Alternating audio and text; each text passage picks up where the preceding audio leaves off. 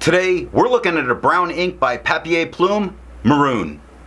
Hi, I'm Adam, and I'm an ink guy. I get inks, test them, and share the results with you. Now, there's timestamps in the description down below, so you can skip around, but if you've got the time, I'd appreciate you checking out the entire video.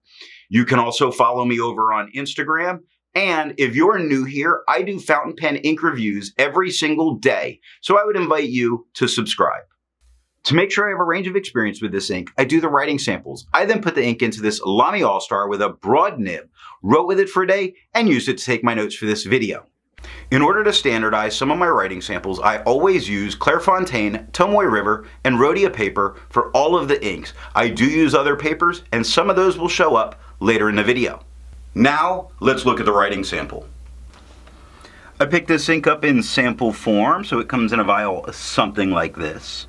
And to keep my writing samples consistent, I use a Jinhao 159 with a Goulet 1.1 stub, a Jinhao X450 with a Goulet medium, and a Jinhao X750 with a Goulet extra fine. Let's take a look at the Clairfontaine. No bleeding, no ghosting. The 1.1 is no feather spread, halo sheen, some decent shading. It's definitely there. It's so gradual in its motion you don't really see it. But look at Papier. From start to finish, very different tones. Plume, from start to finish, very different tones. Same with Maroon.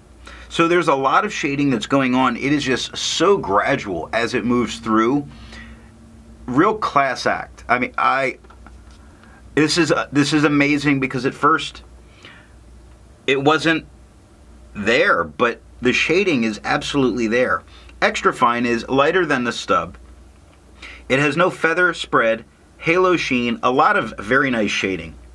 Again, the way this shades, from the quick moving from light all the way into darker, very nice. Brown, darker, all the way much lighter, has a very nice, super gradual, I think it's ombre is the word, 6 seconds to dry.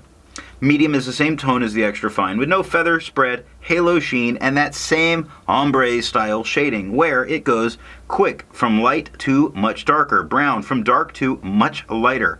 Very nice in how it shades, 6 seconds to dry. The scrubby of the extra fine and the medium shows we get a lot of color variation, and we do. How about Tomoe River? No bleeding, normal Tomoe River ghosting. The 1.1 has no feather spread. It has halo the whole way through. No sheen and shading. Now the shading works as it has very frequently. The darker areas have more halo, but even the light areas like the N in Maroon, it's haloed. It's entirely haloed there. It's very nice. The extra fine has no feather spread. It does have halo. It has no sheen. It does have shade. Now the darker areas are where the halo occurs. The lighter areas there are none. So when you look at brown, the B has a little bit of halo. At the R, no more halo, and it got lighter. And that's about how that's working there, in 10 seconds to dry. Medium is about the same tone as the extra fine. No feather spread. Halo comes with shade and no sheen. So quick, starts dark, goes medium, gets dark, halo, no halo, halo. Brown starts dark and gets light, halo to none. 13 seconds to dry. Now the scrubby for both show us some color variation, and they show us the halo we can get. Rhodia. No bleeding, no ghosting. The 1.1 is no feather spread, halo sheen. Shading's there. It's not as pronounced as it was before, but it's certainly there. If you look at the word plume and you start at the P and you go to the M, there's definitely some shading that's going on there. The extra fine is a little bit lighter than the stub with no feather spread, halo sheen. The shading is a little more pronounced, but again, very gradual as it works through. Look at brown from left to right. Look at jumps from left to right. Lazy from left to right. You see tremendous differences in the word shading from its far left to its far right, whether it's going from dark to light or light to dark. 6 seconds to dry. Medium is the same tone as the extra fine with no feather spread, halo sheen, and still very nice shading. Brown starts darker and works lighter and gets darker again at the end. It's very nice. Really 7 seconds to dry. Scrubby for both shows plenty of color variation because there's a ton of it. I agree with Vita that I've learned a lot by doing multiple chromatographies. The one on the left is done the way it's supposed to be done. I put a line of ink down and immediately put it into water for 10 to 15 seconds. And this is an incredibly surprising ink because I was expecting some mix that really made all of this color variation in its shading possible, but it's not. This is a single light brown salmon leaning kind of tone. Now the one on the right, I let dry for 10 minutes before I dunk it into water. And we really see a dark line across the bottom of where it's really been bonding with that paper. Had like a bromance with the filter paper and really bonded well.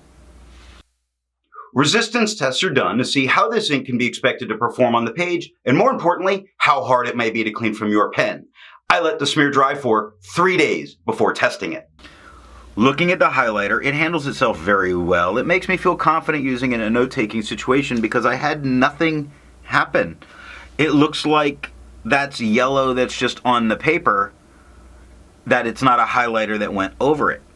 Now water is starting to lift some of the darkest tones, but on the lighter tones we're definitely seeing a bunch of it being left behind, like on that second chromatography. Pen Flush is doing everything that water did and actually just a little bit more. If you're looking at what's going on in the on the bottom left side of it, you start to see some of the white of the paper making its way through. So I really do feel that Pen Flush is all that you're going to need. It just needs more than 30 seconds of just sitting there. You'll push it through a few times and then you're going to be good. Now the 1/3 bleach solution, even though I don't think you're going to need it, it will completely obliterate this ink, but you don't need it. As far as viscosity or flow, for the inks I've tested, I've found an average viscosity of 2.5, with the realm of normal being from 2.1 to 2.9. Papier Plume Maroon has a viscosity of 3.04, making this a drier ink.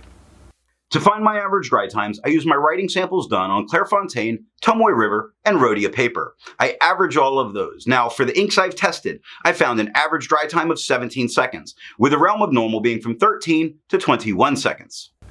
Papier Plume Maroon has an average dry time of 8 seconds, which is really fast.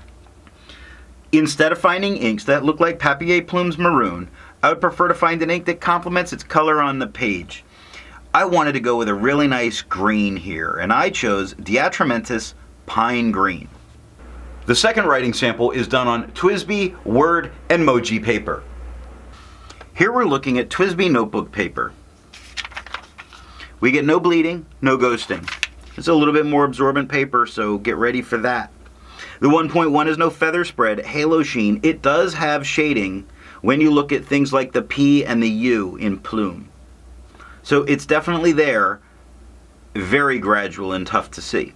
The extra fine is about the same tone as the stub, with no feather spread, halo sheen. Again, spots. Look at the N in brown and the F in fox, definitely different tones. The B to the N in brown, definitely different tones, just not tremendous in its shading. 5 seconds to dry. Medium is darker than the extra fine, even darker than the stub. No feather spread, halo sheen, and no shading here. 6 seconds to dry. Now the scrubby of the extra fine does show some color variation. The medium, not really. That's about what we got. Moji paper. No bleeding, no real ghosting. The 1.1 is no feather spread, halo sheen, no shade. I think the tone of the paper is sort of eating it up a little bit. The extra fine is slightly lighter than the stub with no feather spread, halo sheen, no real shading, 3 seconds to dry. Medium is quite a bit darker than the extra fine, a little darker than the stub with no feather spread, halo sheen, although it does offer some shading spots. Over is certainly lighter than the word quick. So it's there. Lazy is lighter than the word brown. But the is darker than over or lazy, so it is there. 5 seconds to dry. Now the scrubby for both show plenty of color variation, although I didn't get it in the extra fine. Word notebooks. Now, Word notebooks actually did fairly well. There is some bleeding spots that are going on with the medium, not too bad with the extra fine. There's a lot more ghosting with the medium than with the extra fine, although the extra fine is not bad.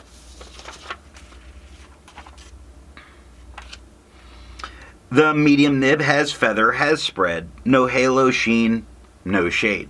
Lots of spread, lots of feather. Just going to leave it like that. Extra fine has a lot of feathering, tiny feathering all over it. Anywhere it starts, the K, a lot of tiny feathers. The T across the top, a lot of tiny feathers. The whole word the, a lot of tiny feathers. But it's not stopping you from being able to read it and use this as jot a note and get to it later. So it actually does very well when it comes to all of that. No spread, halo, sheen, or shade. 1 second to dry, which makes it really good for a pocket notebook. And that is all that I have for the writing sample. So what do I think of Papier Plume's Maroon? First off, it's brown. It's not maroon. And it looks faded. Now, as a very light brown, if it was marketed that way, it would be much better off. But calling it maroon, it just hurts me a little bit. I wore maroon on my speed skating team as a child. That's a color I know very well. This is a light brown. Now, it does shade well. It performs well. It behaves nicely. It's just not the color that they say that it is. So what nib and pen are going to give the best writing experience? It was only in a very wet stub that I found the tone completely usable and not too light. This is a very light ink. If you've enjoyed this video, remember, I like thumbs up, you like thumbs up, everybody likes thumbs up. Unless you didn't like it, then give me the thumbs down. Both are good. Thanks for watching.